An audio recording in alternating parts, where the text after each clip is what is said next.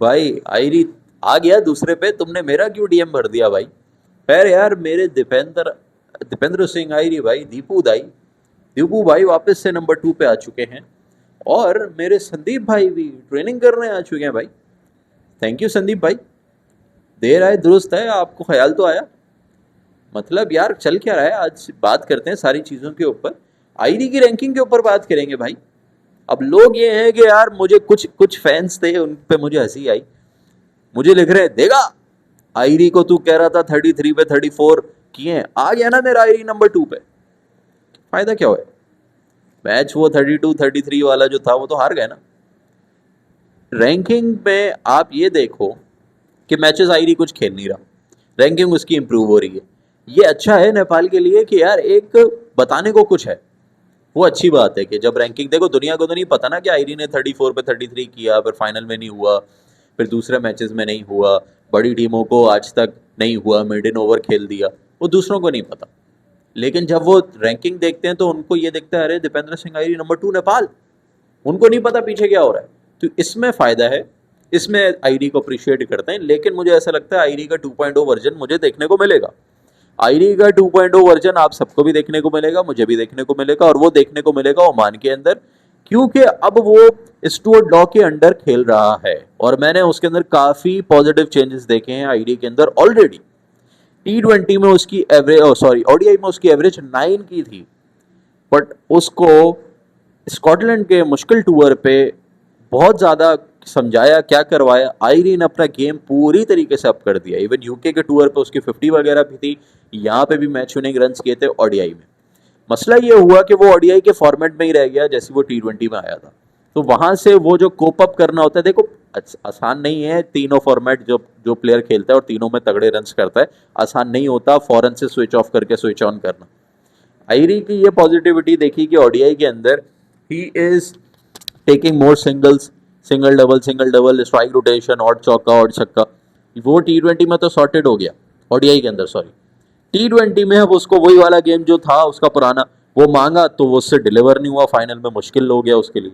तो यहाँ पे अब आयरी को वर्क करना है। मेरे मोंटी मोंटी भाई तो चले गए मेरे स्टुअर्ट लॉ के साथ, और फिर मेक श्योर करेंगे ये दोनों। लेकिन मुझे ऐसा लग रहा है आईडी का 2.0 वर्जन दिखेगा और ये जस्टिफाई करेगा भी। ये रैंकिंग जो है ना, इसको जस्टिफाई करना है मेरे आईडी को, जस्टिफाई करेगा ये ओमान के अंदर, अगर ऑस्ट्रेलिया जाता है वहाँ, अगर यहाँ पे सीरीज होती है बांग्लादेश से, तो मुस्तफिजुर पे आयरी को बदला लेना है। मुस्तफिज से अगर आप खेलते हो तो आई वांट के आयरी मुस्तफिज को एक छक्का, देखो मैं एक डिमांड कर रहा हूँ, मैं तुमसे ज़्यादा डिमांड करता ही नहीं हूँ कि 2 मार दो 3 मार दो, लेकिन एक भी मार दो तो उस वर्ल्ड कप के फाइनल का बदला पूरा तो नहीं होता।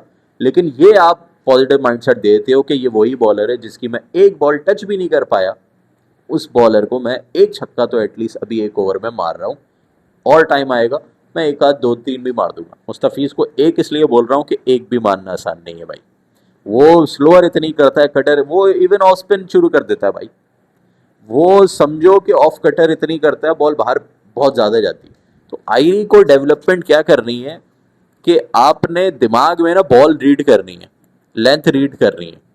आपने शॉट जो है ना, जो आप वर्ल्ड कप में भी गंदे शॉट यूं यूं चरकियां चला रहे थे, वो हर बंदा फिस के आगे चलाता है और नहीं लग पाता, क्योंकि वो बॉल बाहर कर रहा होता है और ऑफ ऑफ कटर करके बाहर करता है, आउट स्विंगर करके नहीं करता।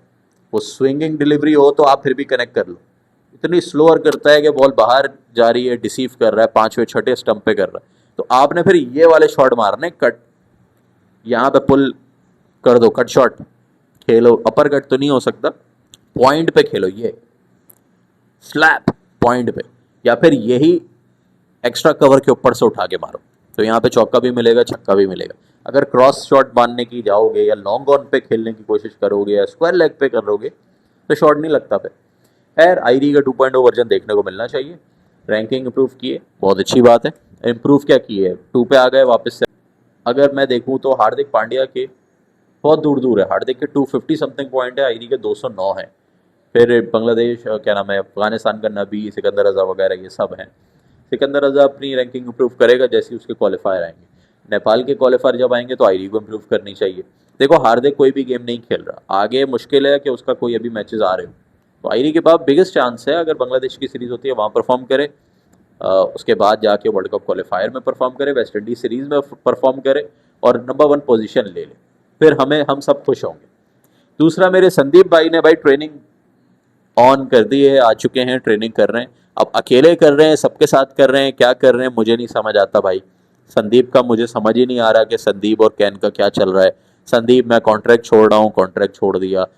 लोग ट्रेनिंग करते हैं, ये ट्रेनिंग में नहीं होता। बीच के दिनों में आऊँगा, मैं पर्सनल वो कर रहा हूँ, मेरा क्या नाम है, पर्सनल रीज़न की वजह से इसने बोला था, या रेस्ट कर रहा हूँ या क्या, जिस वजह से मैं बाद में ज्वाइन करूँ। तो बात सारी ये है कि आपने छोड़ तो दिया कॉन्ट्रैक्ट, कॉन्ट्रैक्ट छोड़ने के बाद आप फिर कैन के अंडर नहीं हो कि वो ट्रेनिंग में आप अपनी मर्जी कर रहे हो, वो मैं समझ गया। लेकिन एनओसी वगैरह लीग के लिए जो आप समझ रहे हो ना, लीग वीग नहीं खेल पाओगे। पारस काटका ने कंफर्म कर दिया कि अगर वो कॉन्ट्रैक्ट जब उसका दिल करे वो ले सकता है, मसला नहीं है, लेकिन एनओसी उसको फिर भी चाहिए होगा। दूसरी चीज़ मैं यही कहूँगा संदीप से, भाई जितनी भी चीज़ें हैं माइंड अपना रिलैक्स करो, कैन के साथ बैठो, आप दोनों बैठ के भाई कोई बातचीत करो, कोई चीज़ सॉल्व करो। इस तरीके से नहीं चलेगा कि यार ट्रेनिंग हो रही है, वर्ल्ड कप आगे लगा हुआ है, जितने भी डिफरेंसेस हैं साइड करो। मानता हूँ मैं कैन ने सही नहीं किया, आपने कोर कैंप में आके ज्वाइन किया, आपने कोर कैंप में अपनी टीम को टॉप करवाया, कोर कैंप में आपके सारे लड़कों ने परफॉर्म किया, आपने मतलब आउट क्लास कर दिया बाकी टीम्स को, बाकी कैप्टन्स को, आप सबसे टॉप पे थे। उसके बावजूद भी नेपाल रेड को इतनी प्रेफरेंस नहीं दी। मैं मानता हूँ किया जो भी किया, लेकिन एज अ प्लेयर आपने वो साइडलाइन करना है, आपने ये सोचना है कि मैं मुल्क को रिप्रेजेंट कर रहा हूँ। मान लिया भाई आपकी नहीं बन रही है, क्या हो रहा है मुझे नहीं पता, साथ नहीं खेलना, साथ ट्रेनिंग नहीं कर रहे हो, ट्वीट इंस्टाग्राम पता नहीं कितना इमोशनल है भाई, मैं क्या ही बोलूँ। इतनी उसकी अभी एक और इमोशनल पोस्ट आई थी कि भाई अपने जो दिखते हैं वो अपने नहीं होते, तो पता नहीं क्या, अभी भी इस पोस्ट के नीचे भी कुछ ऐसा लिखा था कि माइंड रिलैक्स, और पता नहीं क्या चल रहा है भाई, क्या चल रहा है क्या नहीं चल रहा। लेकिन भाई ये चीज़ें अभी आगे बहुत मैचेस आ रहे हैं, आगे तुम्हारी ज़रूरत है टीम को, तो अपने आप को रिलैक्स रखो। आपका 2.0 वर्जन मुझे देखा दोबारा से स्टुअर्ट लॉ के एरा में, आपने विकटें भी ली हैं, टॉप विकेट टेकर भी बने T20s के अंदर, आपने परफॉर्म भी किया, इकोनॉमी भी बेहतरीन रही, सब कुछ अच्छा रहा। और एक मैच आपने बैट से आके जिता भी दिया, और जिताने के बाद आप फिर गुस्सा थे प्लेयर्स पे, आपने बोला कि मुझे मत बोलो मैच फिनिशर, क्या मैं नहीं चाहता मैच फिनिश करना, ये टॉप ऑर्डर क्या कर रहे हैं। आपने इनडायरेक्टली वहां पे रोस्ट किया, पॉइंट किया कि भाई do not call me a match finisher, it's not my role. तो आपने 98 वाला जो टारगेट समथिंग था उसमें आप फिनिश करके गए एंड में, आपने यही बोला कि भाई मैंने बॉलिंग से कर दिया, वो टॉप ऑर्डर वाले अगर 100 भी नहीं चेस कर रहे तो क्या होगा, वो मैं मानता हूँ। लेकिन चलो देर आए दुरुस्त है, एटलीस्ट ट्रेनिंग तो शुरू की है। और आदिल की भी मैं देख रहा हूँ अकेले वो ट्रेनिंग कर रहा है, मतलब आ रहा था, उसकी भी ट्रेनिंग हो रही है।